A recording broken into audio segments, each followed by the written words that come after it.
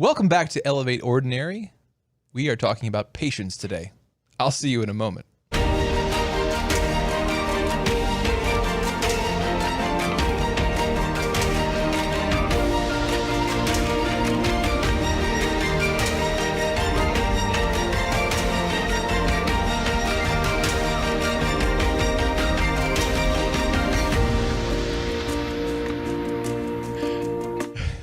Welcome back to Elevate Ordinary. I'm your host, JonMarc Grodi, and I'm here with my wife, Teresa, co-host.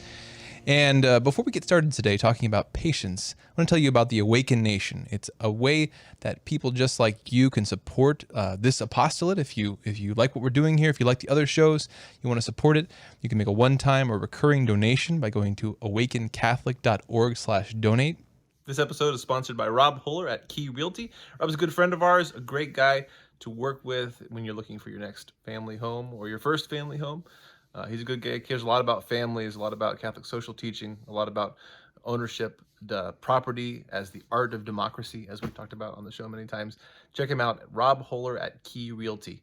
And one other way you can support the Awakened Catholic Apostolate is by picking up one of these cool mugs. It says, "Good morning, darling."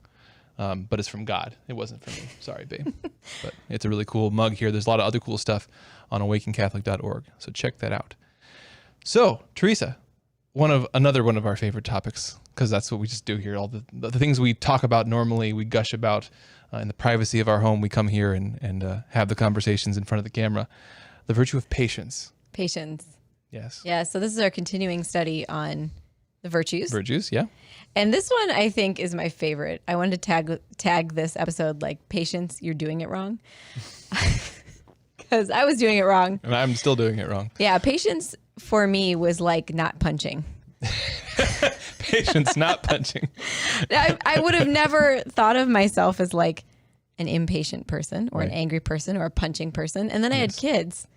I don't punch my kids. No, you don't punch. But the point is, you think that you're really patient, and then life changes. You get new responsibilities. You have little people you're responsible for, and you realize, I'm just not a patient person. I was just not challenged in this insane way. Yeah. Until now.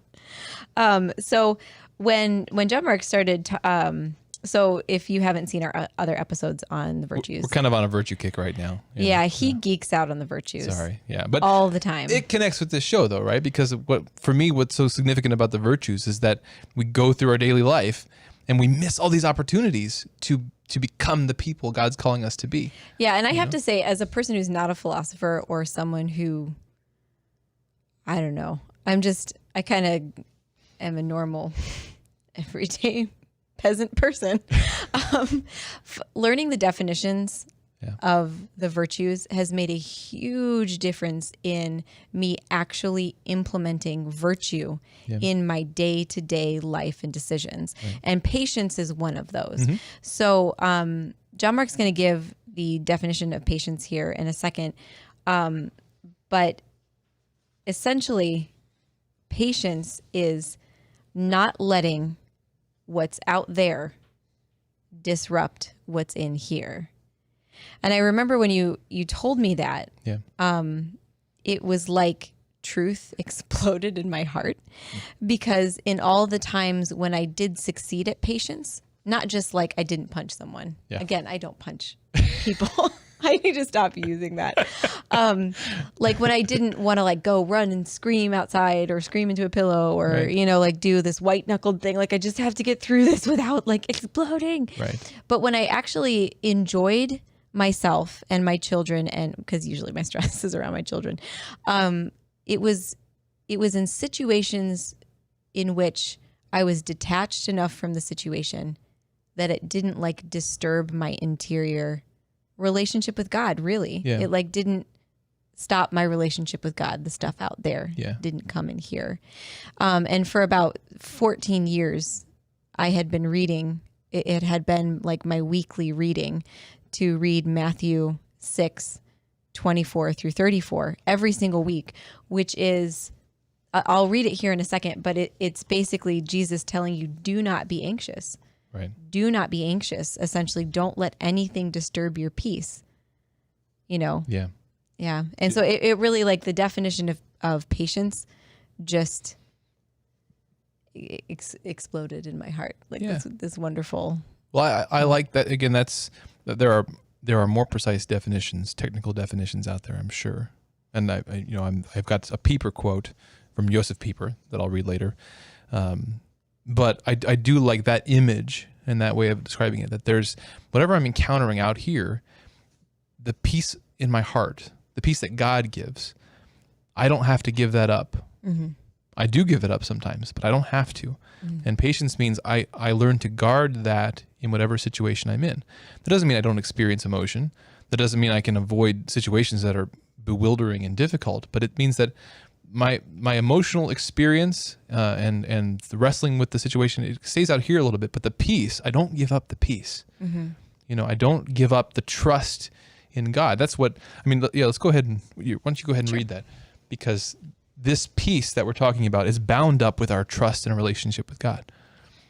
Therefore I tell you, do not be anxious about your life, what you shall eat or what you shall drink, nor about your body, what you shall put on. Is not life more than food, and the body more than clothing? Look at the birds of the air. They neither sow nor reap, nor gather anything into barns, and yet your heavenly Father feeds them. Are you not of more value than they? And which of you can be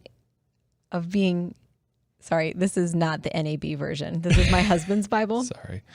Let me put my finger under this so I don't get distracted. And which of you, by being anxious, can add 1 cubit to his span of life? That one gets me. Yeah. And why are you anxious about clothing? Consider the lilies of the field and how they grow. They neither toil nor spin. Yet I tell you, even Solomon in all of his glory was not arrayed like one of these. I like to think of my children when I read that because they are rarely clothed because laundry is really hard. Covered with sand from the sand pit. They're not. We have a sand pit in our yard. It's not a sandbox. It's a sand pit. It's a pit. But if God so clothes the grass of the field, which today is alive and tomorrow is thrown into the oven, will he not much more clothe you, O men of little faith? Therefore do not be anxious, saying, what shall we eat, or what shall we drink, or what shall we wear? For the Gentiles seek these things, and your heavenly Father knows that you need them all. But seek first his kingdom and his righteousness, and all these things shall be yours as well. Therefore do not be anxious about tomorrow, for tomorrow will be anxious for itself. Let the day's own trouble be sufficient for the day.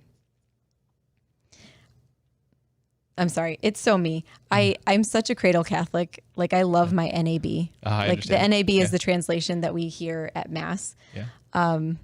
Sorry to throw you off of that. It is, well, it's my fault. I forgot my Bible, but like, let today's evil be sufficient. Yeah. Our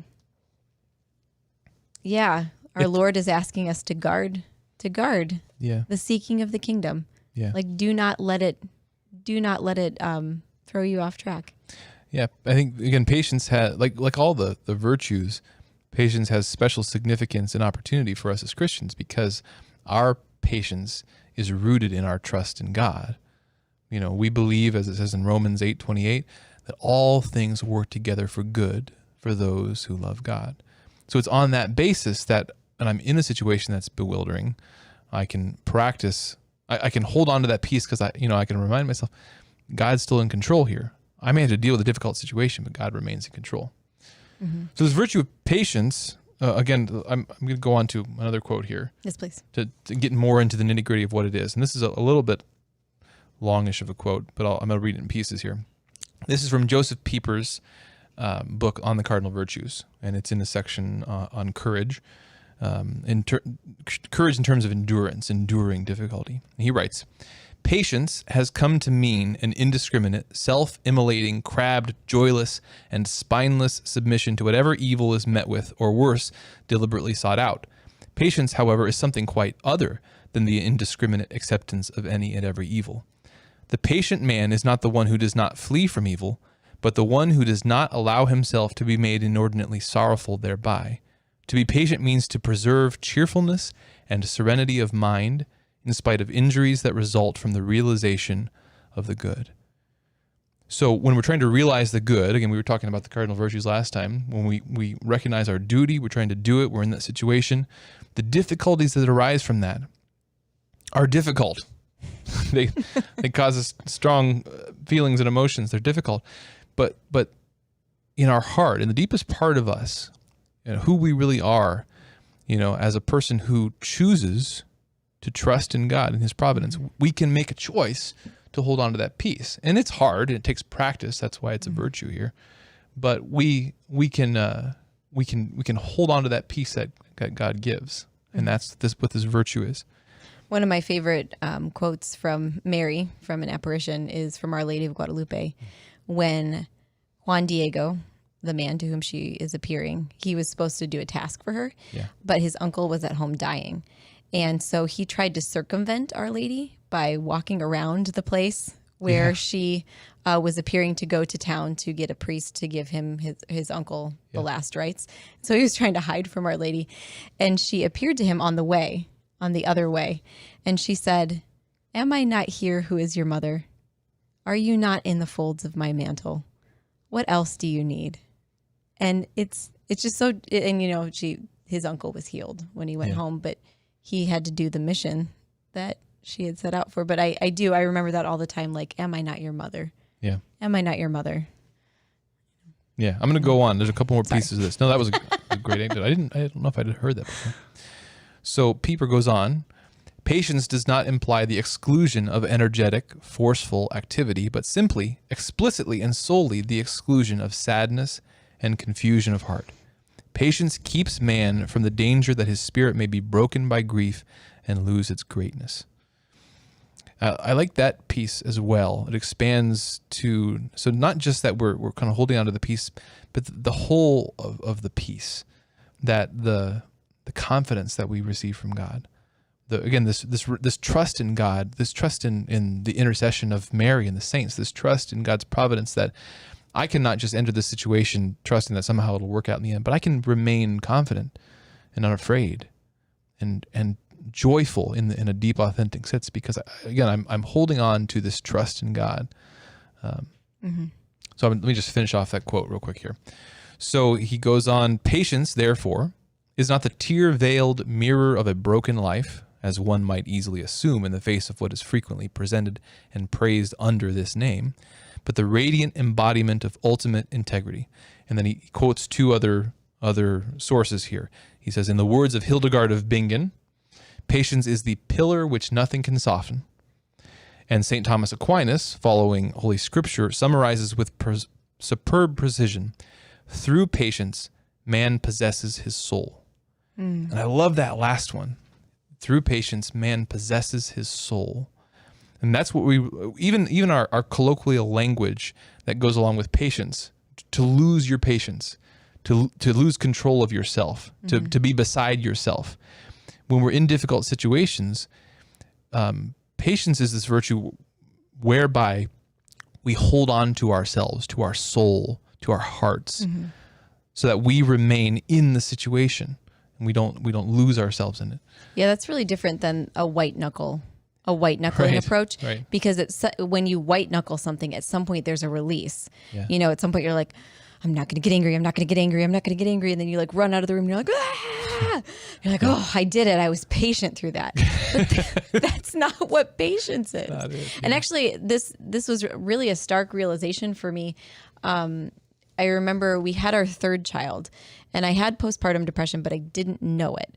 And I would sit down with our oldest, and I would try to homeschool. And homeschooling was like a really difficult journey for me. I was very feministy, very career driven, and I was like, absolutely not. I am never homeschooling. I'm never giving up my life for that. That's for other people to do. No. And then I had this internal will, my own will changed.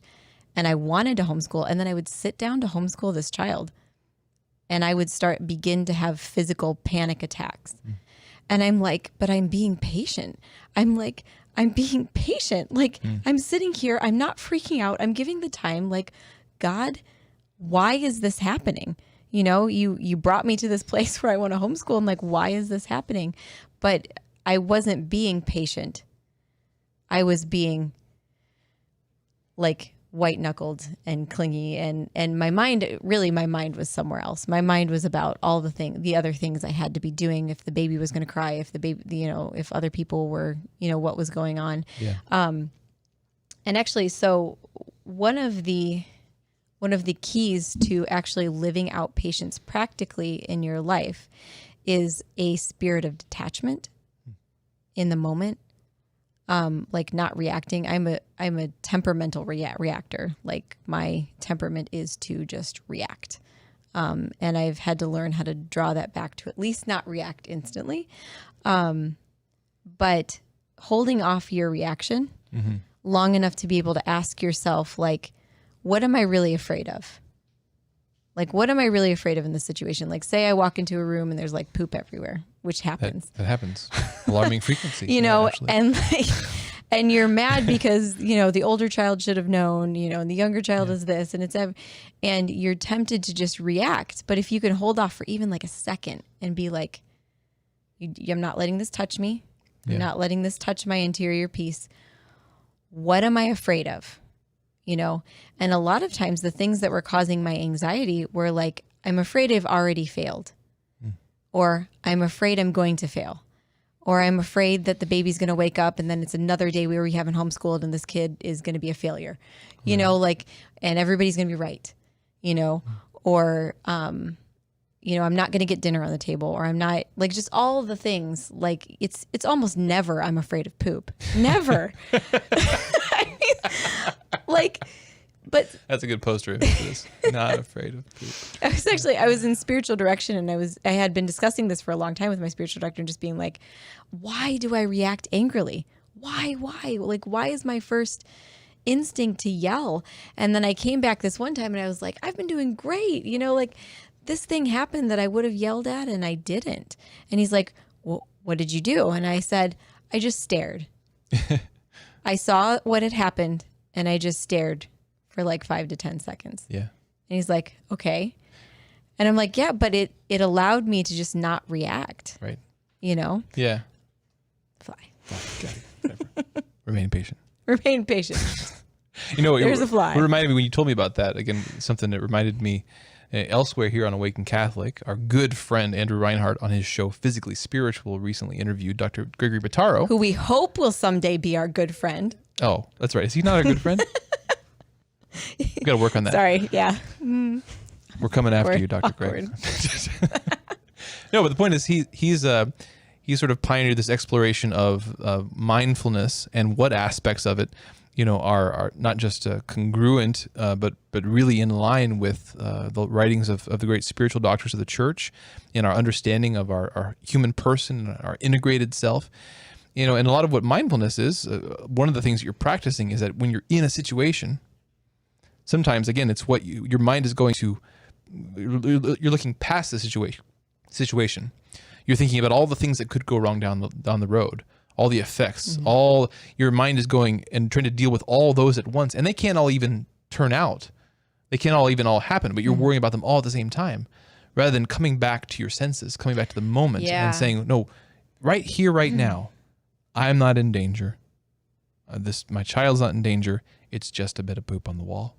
Yeah. Like, or even, you know. yeah, or something like, Yeah. like sometimes broken glass occurs a lot in our house, you know, and I remember getting like really in a panic and freaking out over broken glass until one day I was like, you know, if the kid doesn't listen and they walk on the broken glass, it's just a cut in the foot. Right. You know, it's not a head injury. It's not running out in front of a car. Yeah. They didn't listen as a consequence. They're not going to do it again. Yeah. You know, and I remember that day was very freeing. Yeah. Because I'm like, it will be like a tiny glass cut. Right. It's not something I need to yell at my kid for. Yeah.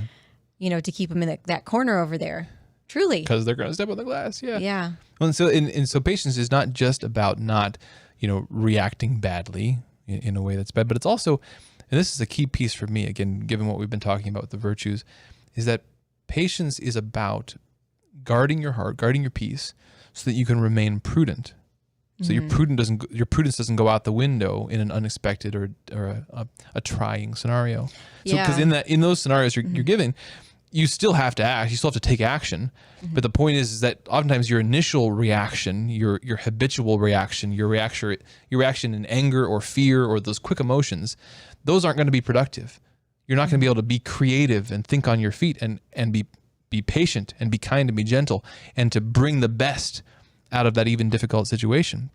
But patience is about, no, I kind of keep this liminal space. This is happening, but I have a moment of pause. I have this space where I hold on to that peace and I remain prudent. I remain in control, and I select what's the right thing to do in response to this. And what's the reality of the situation? I'm not in danger.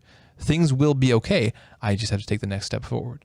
So it's about holding on to prudence in these difficult situations. Yeah, I would really recommend Dr. Botaro's at CatholicPsych.com, I think, CatholicPsych.com.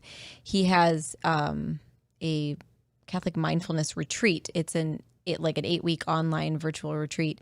And he goes through a lot of this, a lot of like why our problem solving in stressful moments doesn't actually work, and it won't actually work. And it makes us more anxious. So I would really recommend that. Yeah. But I remember one day you walked into the kitchen and we were talking and I was making breakfast, and a kid asked me a question. No, a kid asked me a question. Can I have a piece of fruit or something like that? And I lost my mind. And you like kind of took me aside and you were like, Teresa, I don't understand why that just happened. You know, they asked you just like this question, and like this response was not, you know. And I remember explaining to you that like, well, this wasn't just he's asking for a piece of fruit. This is he asked for a piece of fruit in front of his sister, and his sister heard, and now she's going to scream, and the eggs are going to burn, and like this thing over here, and I forgot that this wasn't like washed, and I need it next for this thing, and then I didn't set the table. But I mean, like, you're right. It's never about the moment. Right. When I get angry or when I get irritated or when I have some kind of like anxiety or panic, it's always about a million other futures that are going to occur. Right. And those and it's not like I just make these up. They are valid things that I've learned through trial and error. Like, if he asks for an M&M in front of all of his siblings, they're all going to be like, M&M, M&M, M&M. Yeah. You know, so those things are real, but it's not like, it's scenarios in the future or in wounds in the past that I'm dealing with in that moment instead of just that moment. Yeah. Well, and you have to remain in a place where you can deal with the unexpected. You can deal with the difficult, because things are not going to stop being difficult, even when we grow in virtue. It's just that we're able to, as we practice virtue, we're able to remain in a place where we can be prudent, where we can be just, we can be courageous. You know, we can't lose our heads. We can't lose our hearts. We can't give up that peace. So again, pivoting this to practicality a little bit, we've already, I think, we think of this in a few steps. If patience is about possessing your own soul, guarding your peace, guarding your heart, then a first step, and not just guarding human peace, you know, my own manufactured peace, guarding the peace that comes from God, from trusting in Him. Then obviously the first step is to cultivate that peace, you know, and that's our spiritual life. That's our life in Christ, our life in the church, our prayer life. You know, we have talked about that. We'll keep talking about that. Actually, reading that verse that you did. So I want to bring up another way in which I learned the distinction between God's peace and the world's peace. Yeah. And it's actually an anecdote from a visionary or a locutionist. I don't know if it's approved or if it's not, but doesn't matter because it's true. Even if it's not a direct revelation. The principle involved, what's articulated. So she said this woman could hear the voices of Jesus, Mary, and the devil in her heart. And she was like 9 years old or something like that. And someone asked her, like, how do you tell the difference? Like, do they sound different? Does Jesus sound like a man? And she said, no. And the person's like, well, how do you tell the difference then between the voices? And she said, when Jesus and Mary talk, I feel like I'm free. I feel like if they tell me I should do something, that I'm free to do it. And that when the devil talks, I feel like I have to do it right now, and that I don't have a choice, and that I need to do this thing right now. Yeah. And that I couldn't believe what a difference, because that's true. Yeah. Whether or not that's right in line with Ignatius's discernment of spirits, right? I mean, it's right out of absolutely. that. Yeah, absolutely. But just looking at that in my life, like if I don't even have a moment to pray about it, even if someone like of a religious nature is telling me like, you need to make this decision right now, you need to tell me right now, you need to, claim it right now. Well, if I don't have a moment to pray about it, then it's clearly not of God. You know, if I can't take a step back and talk to my husband about this or like discern it as a family, then I'm just not going to do it. Yeah. You know, whether or not you think I'm going to lose my soul if I don't claim this right now, I'm sorry. Yeah. There's a great chapter in Screwtape Letters, where Screw Tape is instructing a lower level demon on tempting this person, and we see that principle from the discernment of spirits. That's Ignatius, right? Yeah. Ignatius, yeah. We see that played out in a human mind. As this the devil's talking through this person.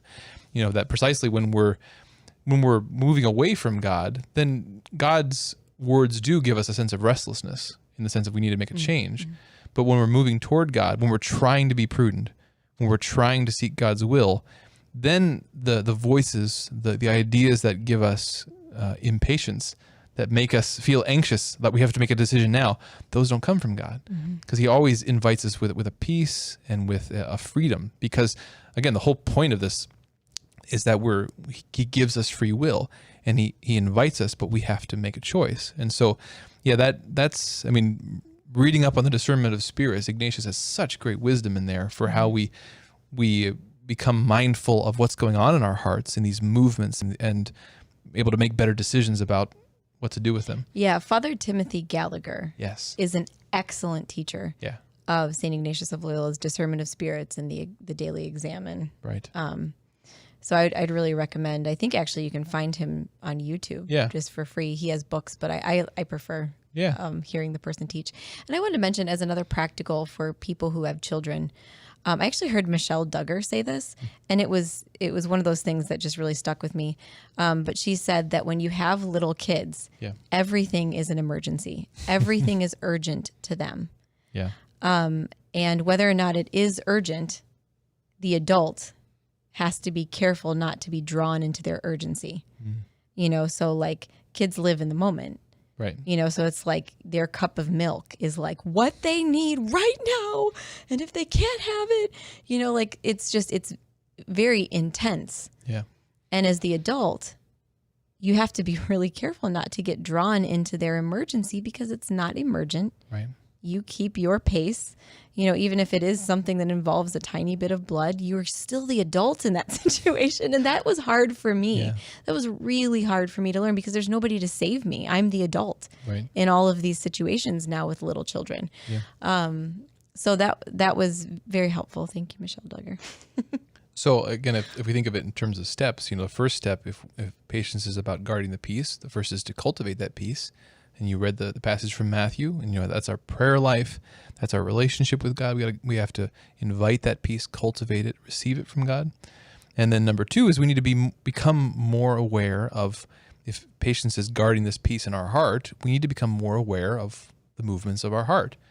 We talked last episode in talking about the cardinal virtues, this idea of doing an examination of conscience at the end of the day and looking back.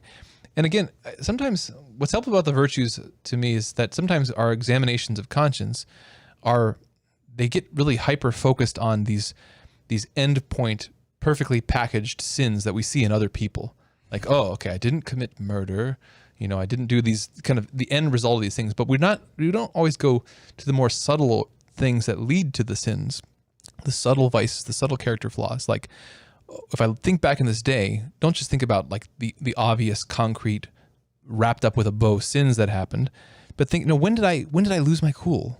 Like, when was my heart troubled today? What led up to that?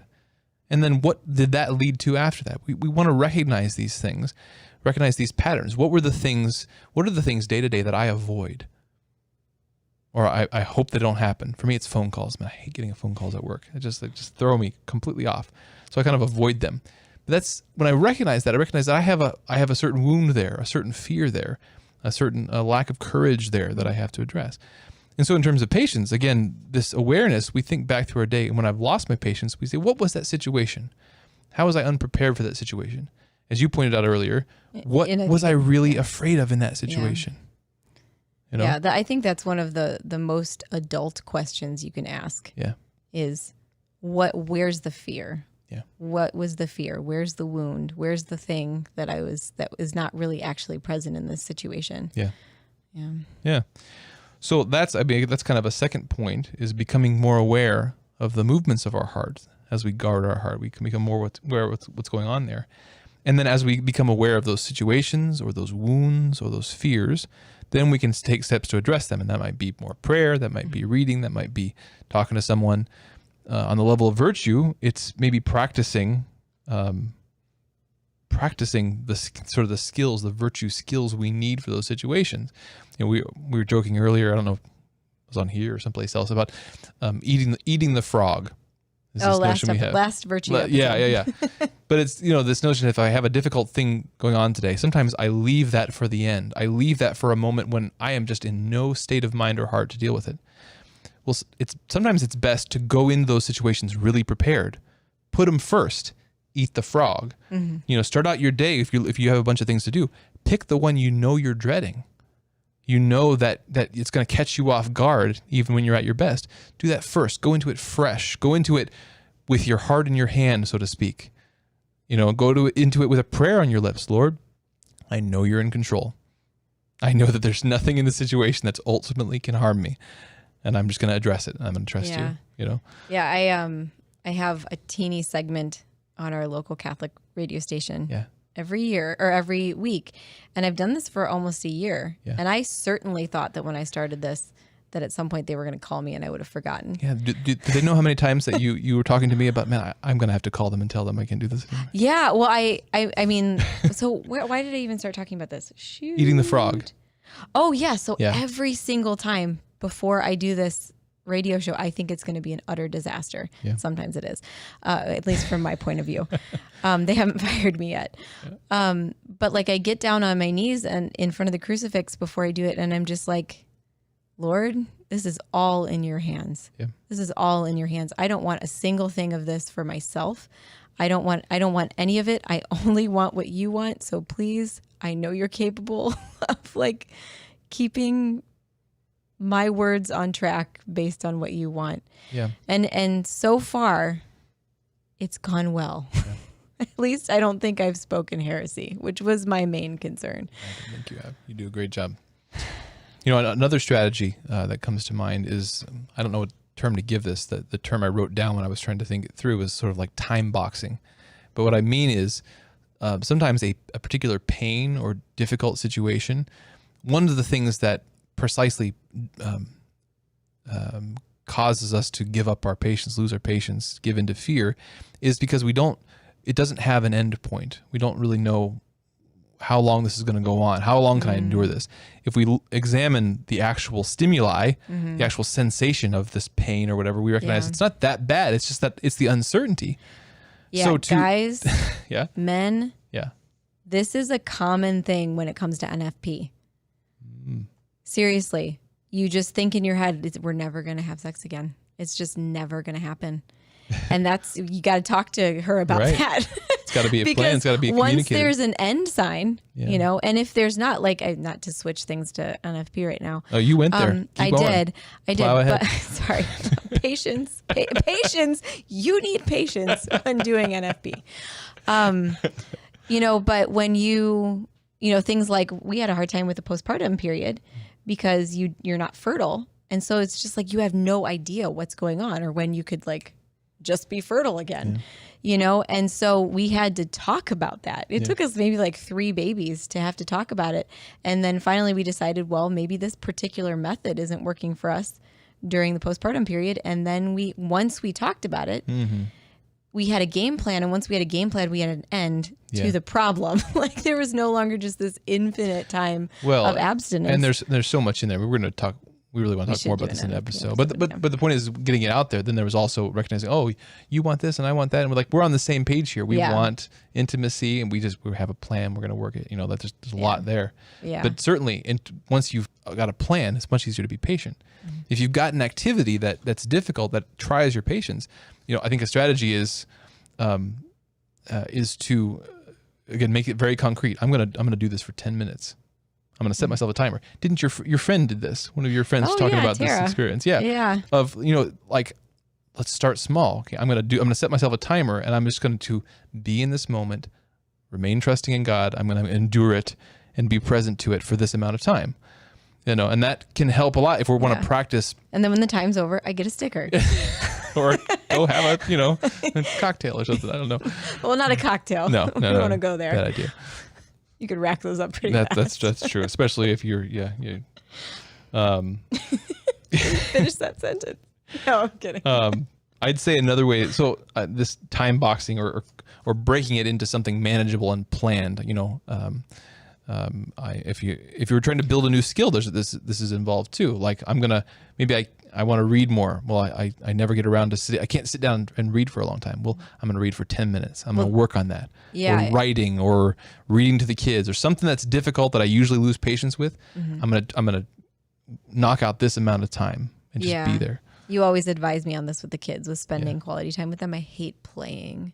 Kids, if you're watching this someday in the future, I'm sorry. I just hate playing. You're just so type A, you know. You just I am. I'm like, even when we play dolls, I'm like, let's clean the dollhouse.